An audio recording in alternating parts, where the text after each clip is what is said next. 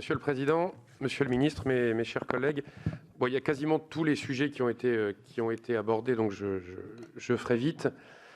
Et sur ce budget qui a été discuté, on se retrouve dans la situation où le budget, où la partie qui concerne le plan de relance, qui est éminemment important pour l'Europe, mais aussi éminemment important pour notre pays, puisque sur le plan de relance prévu en France, il y a 40% qui dépend de ce qui serait voté au niveau européen. On se retrouve dans la situation où deux pays, la Pologne et surtout la Hongrie, mettent en danger le vote de ce budget. Et on retombe sur un problème qui est celui de l'unanimité.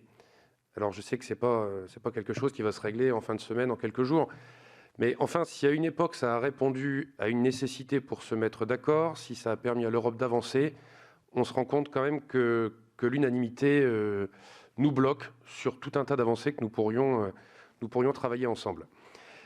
Sur la notion des valeurs fondamentales, du respect de l'état de droit, qui fait que la Pologne et surtout la Hongrie bloquent, on entend bien dans l'imaginaire collectif ce que cela représente.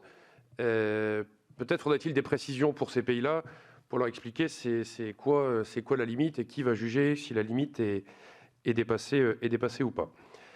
Sur le Brexit, donc les sujets qui sont sur la table depuis plusieurs mois, c'est-à-dire la pêche, c'est-à-dire le respect des règles de concurrence, on s'aperçoit que ça n'avance pas beaucoup. On va du sommet de la dernière chance, au coup de fil de la dernière chance, au rendez-vous physique de la dernière chance, en espérant que tout ça puisse aboutir. Saluer la position du gouvernement français, qui est resté ferme sur un bon nombre de sujets, notamment sur le sujet de la pêche.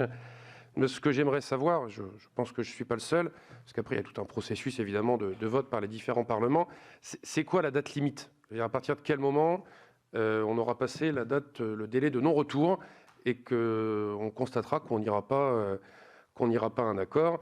Et vaut mieux pas d'accord qu'un mauvais accord, évidemment, vaut mieux un bon accord que pas d'accord.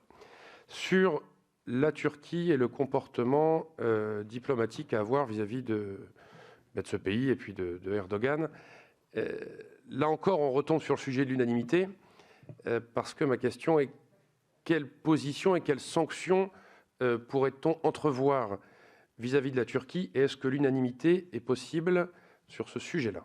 Merci.